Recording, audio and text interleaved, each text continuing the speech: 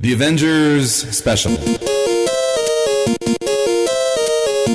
So there's a new Mexican restaurant in Asgard, and apparently the tortillas are really good.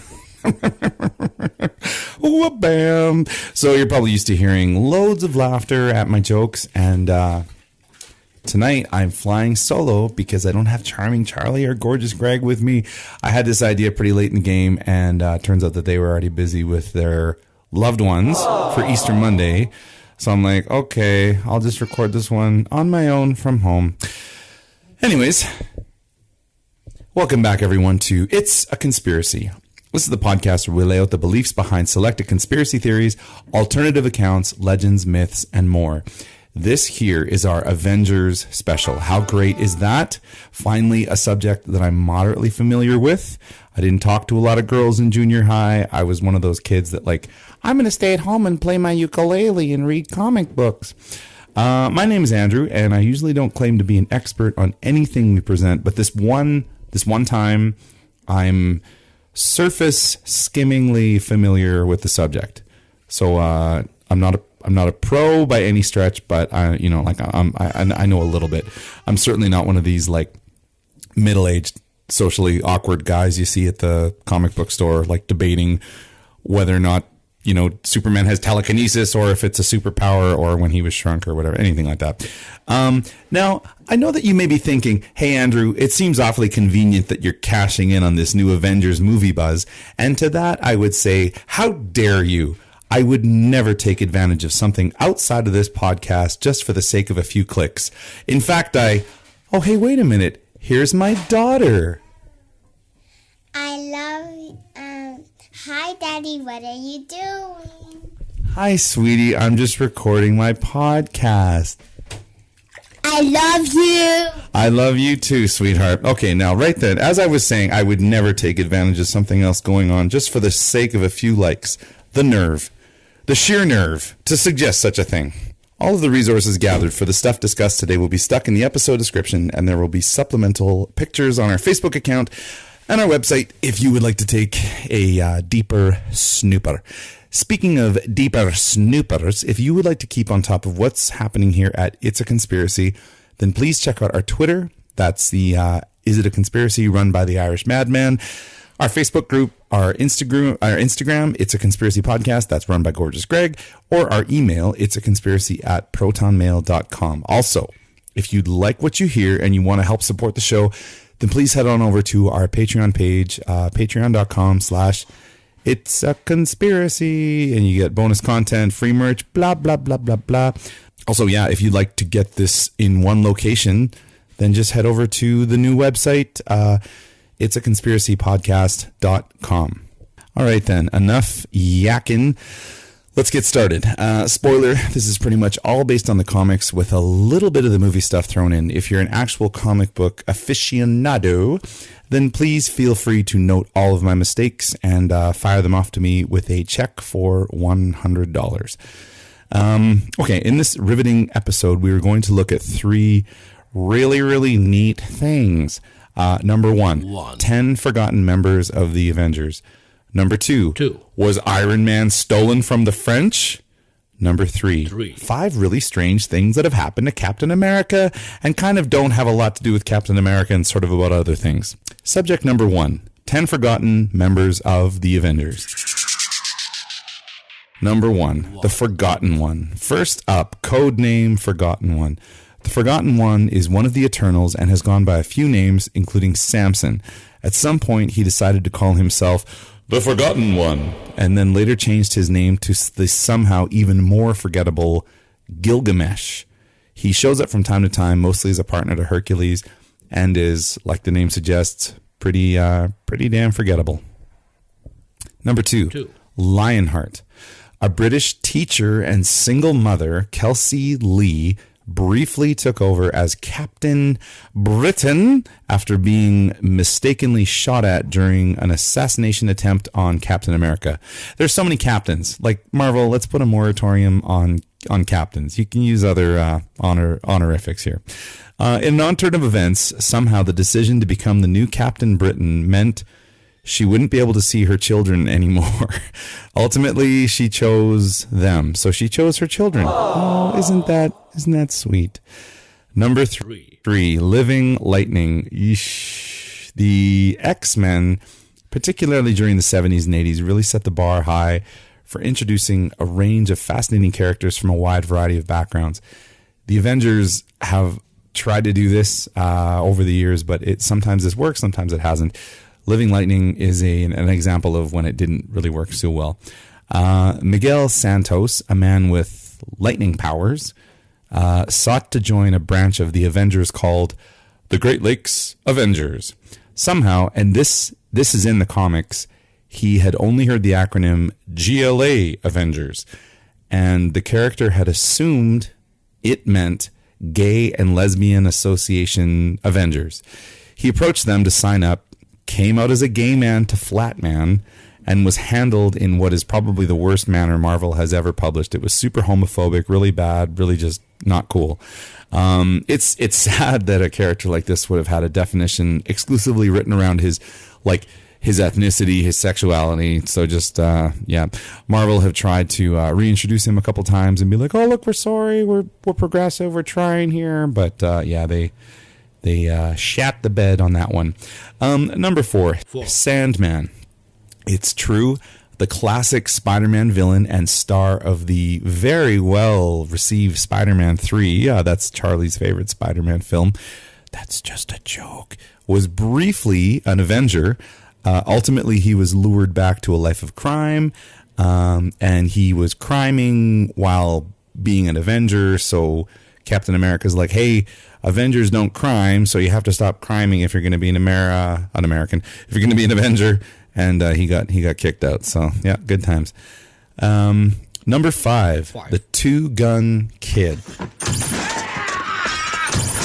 Once upon a time, the Avengers time traveled back to the olden days of the Wild West and came across the Two-Gun Kid. This temperamental gunslinger has been thrown around in time since and was briefly the client of She-Hulk in a character ownership likeness dispute with a fellow comic publisher. That was in the comics. So in the comics, She-Hulk, working as a lawyer, was like attacking other comic publishers on behalf of Marvel for his likeness. So kind of strange. Like people say that Deadpool was the first guy to break the fourth wall, but She-Hulk was definitely ahead of him there. That is really strange.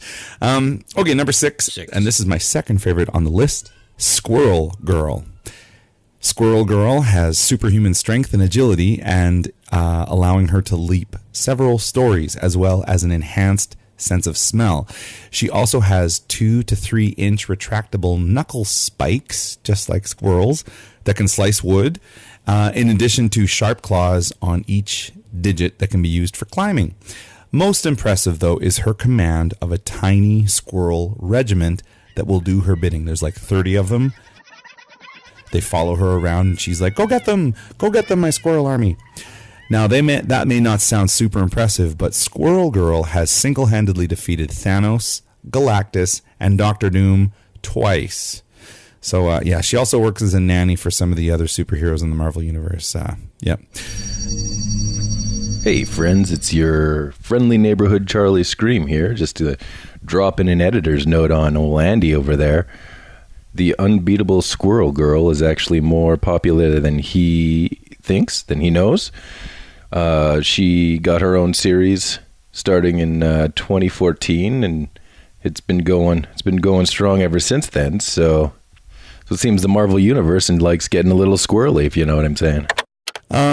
Number 7, Howard the Duck. Yes, the detective duck who knows quack foo and was featured in a very strange early 1980s flop from none other than George Lucas.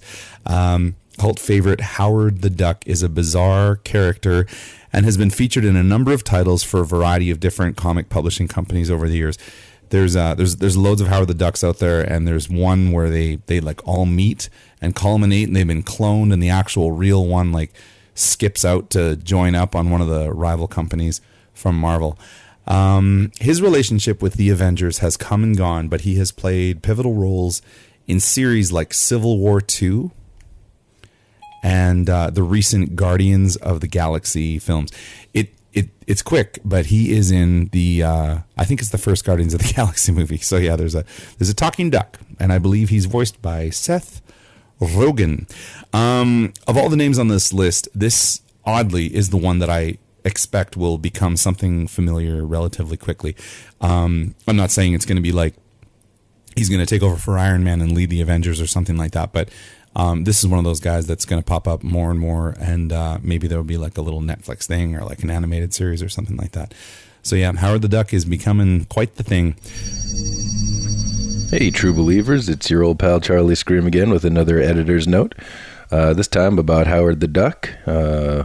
He's more popular than Andrew knows. Starting in November 2014, Marvel started an ongoing series of him as a private investigator on Earth.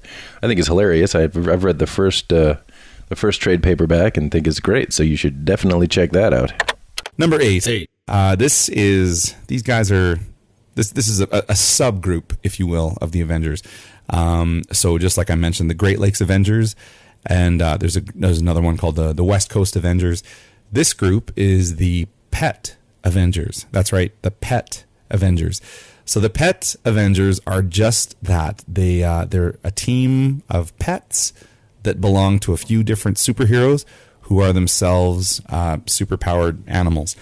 They have formed an uneasy alliance with one another and joined the Avengers on and off.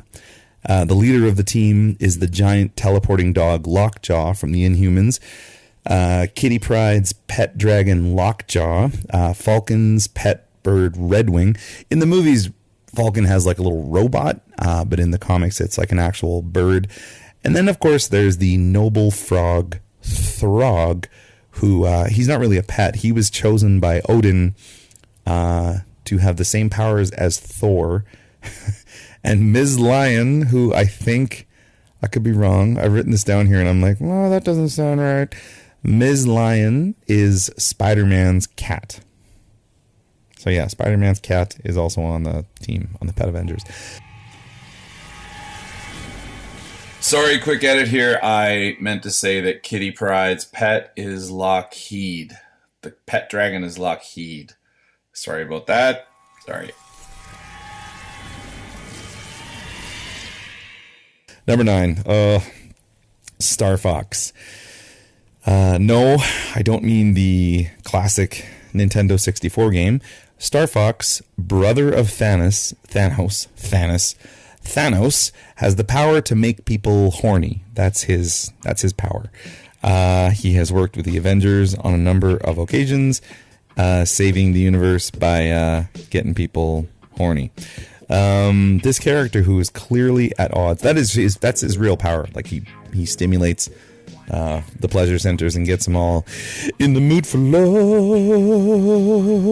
This character, who is clearly at odds with today's values, came in the 70s and was presented as a creepy middle-aged man with weird ginger hair and a very tight spandex suit.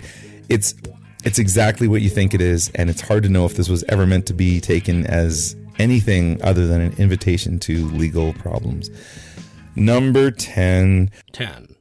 My favorite on the list is the members of Alpha Flight. All right, so Alpha Flight, Marvel's team of superheroes based in Canada. I know, how exciting is that?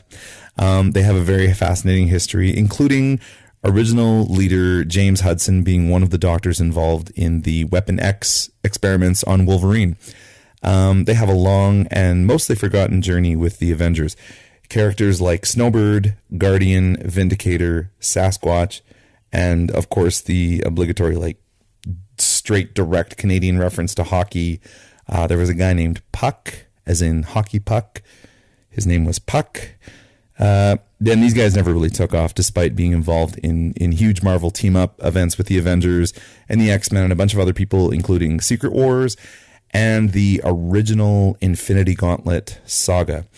Now, the reason I love these guys so much when I was growing up was mostly because it was just, like, bizarre to see references to places I knew, like West Edmonton Mall, Stanley Park, Lake Erie, places you would never, ever think to give two shits about if you were from somewhere else. And there they were in the pages of the comic books. It's incredible. So I think it's not strange to open up a comic book and it's like, oh, look, New York, it's getting destroyed by a big walrus again. But it was a little different when it was like, oh, look, it's East Side to Bolt. That's cool. Speaking of representation, one significant person who was certainly handled a lot better than Living Lightning was his name was Northstar, and he's become a sometimes Avenger, sometimes X-Man character who he's kind of like a flying version of the Flash, where he can like fly really quick and he can shoot this shit out of his hands. He was the Quebec representation on Alpha Flight, him and his twin sister, and ultimately moved to the X-Men and became Marvel's first openly gay superhero. Northstar and his husband Kyle were even wed in an issue of the Astonishing X-Men in 2012, which was the first same-sex wedding ever published by Marvel Comics. But hey, we're talking about forgettable characters here, not the value of diversity. So let's get back on point. Subject number 2. Was Iron Man stolen from the French?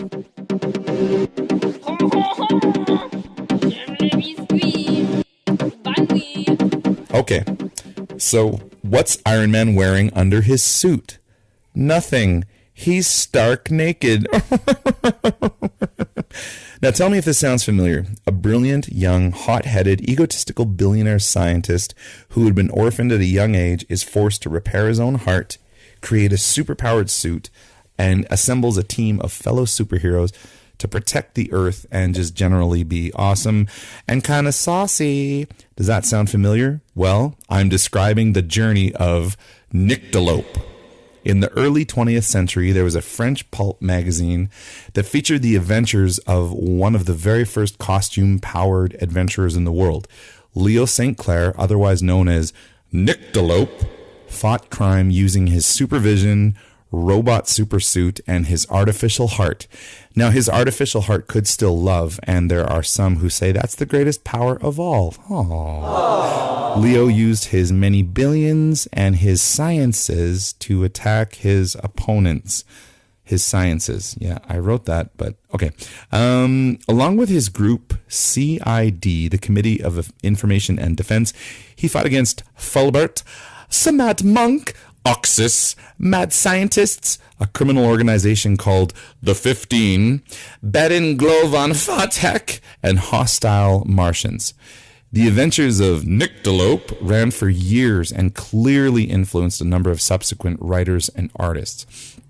A number of common superhero tropes were taken from this series, albeit a bunch of them were borrowed from H.G. Wells and Jules Verne, and these in part, definitely contributed to the fundamentals of comics today. So why isn't this common knowledge? Well, Adolphe Despy, author of Nyctalope, writing under the name Jean de la Hire, sadly also wrote a number of pro-Nazi works before, during, and after the German occupation of France.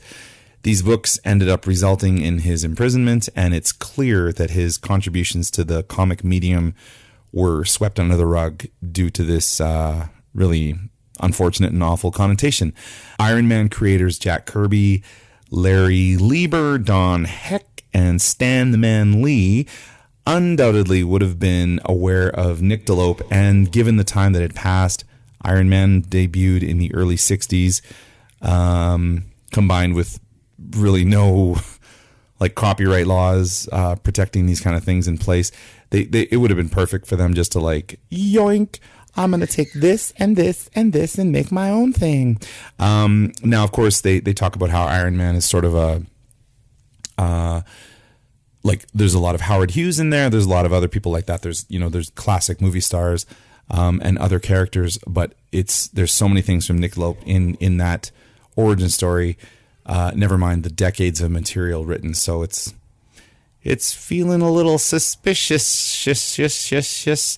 Despy died in relative obscurity and shame in Nice in 1956, and for decades there was very little mention of what was once a character whose popularity rivaled that of Doc Savage, Zorro, King of the Royal Mounted, The Golden Map from Japan, Tarzan, The Shadow, and The Phantom. These were huge properties from about 1911 to the mid 1930s, early 1940s, and it's just gone. Like, it's hard to come across the original stuff. Then in the early 2000s, a handful of artists and writers at a small California-based publishing group called Black Coat Press discovered the character, and in 2008, they started releasing new serialized adventures featuring Nyctalope. I'll post up a couple links to that stuff in the Facebook page, not to the original material, but to the new stuff from Black Coat Press, which hopefully is not created by a bunch of Nazi sympathizers. Okay, subject number 3: 5 strange things about Captain America.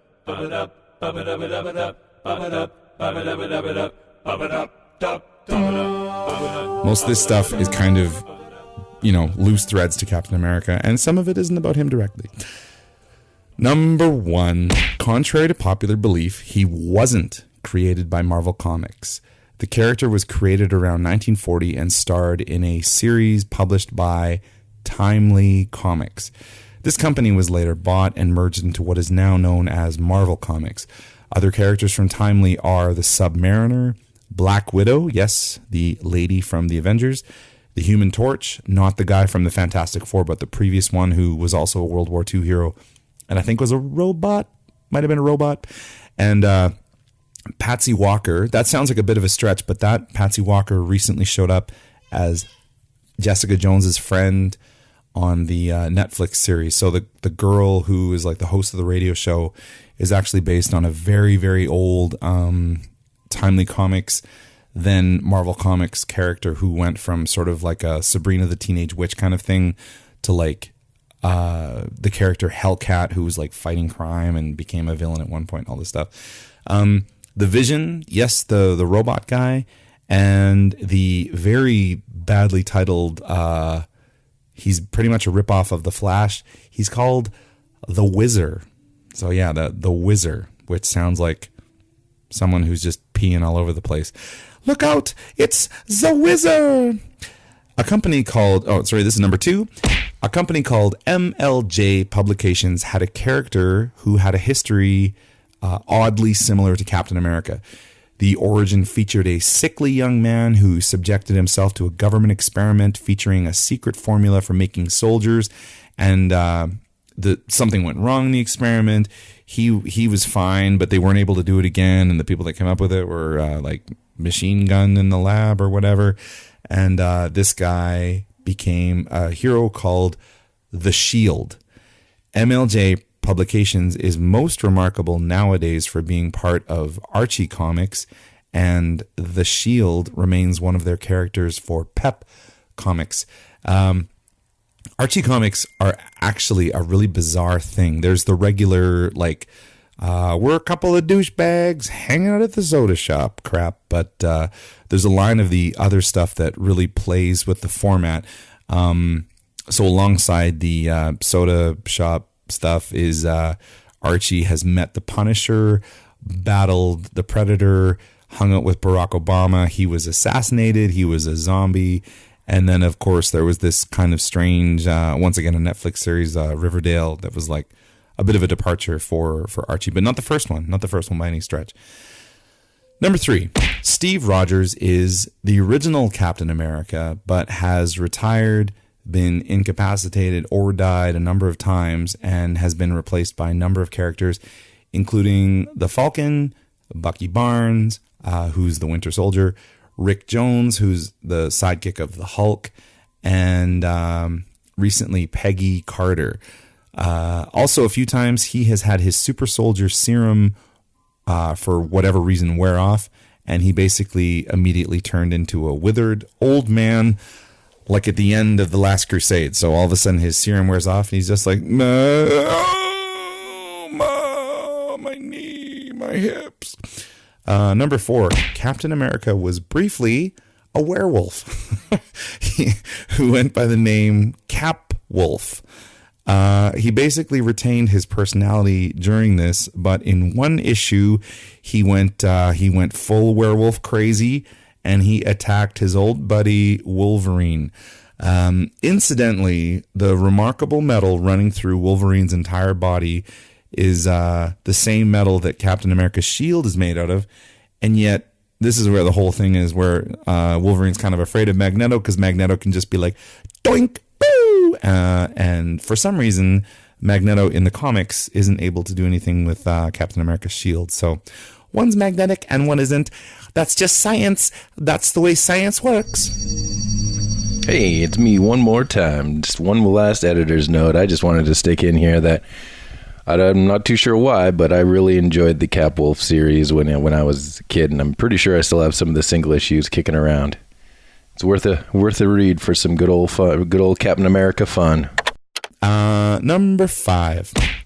According to Captain America creator Joe Simon, the chief antagonist of Captain America was conceived while Simon was eating an ice cream sundae. Something about the cherry on top seemed nefarious, and the hideous Red Skull was born. That's right. So he's a cherry on some ice cream. Terrifying.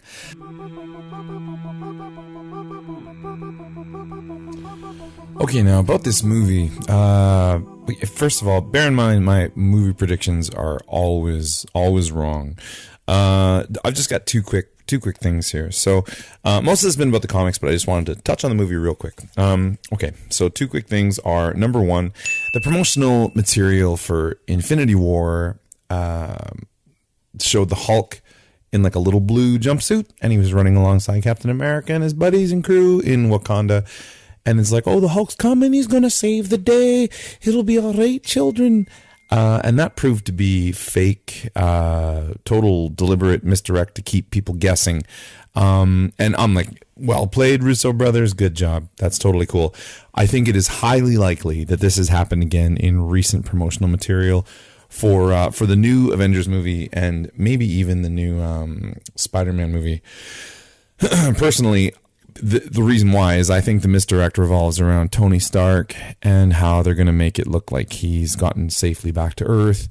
Maybe that's happened. Maybe it hasn't. Maybe I'm an idiot. I don't know. It's hard to say.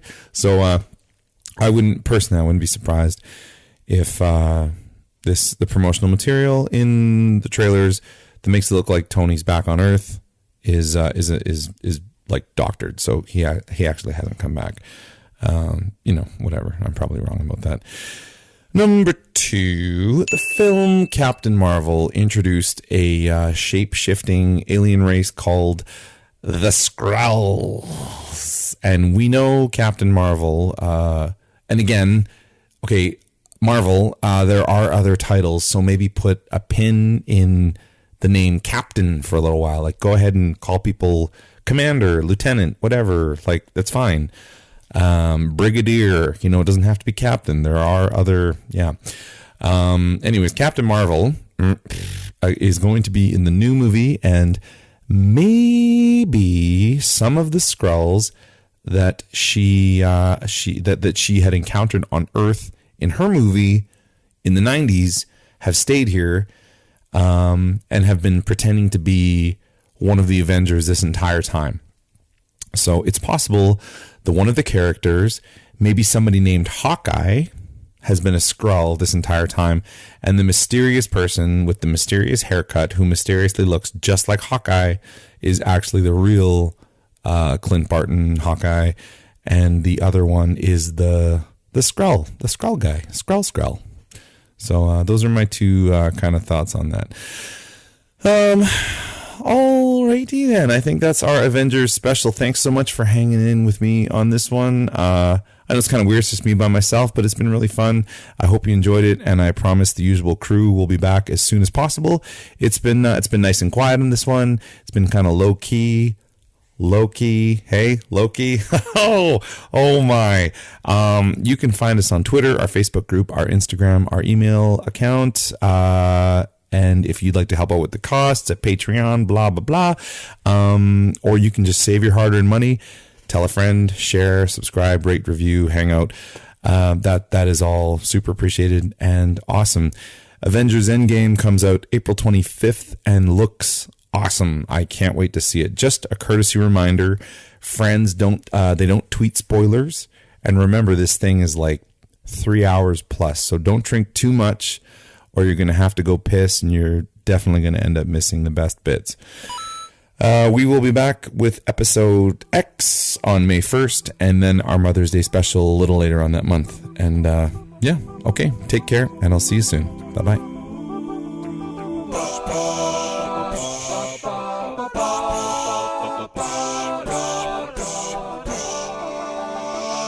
Ba-ba-da, ba-ba-da, ba-ba-da, ba-ba-da.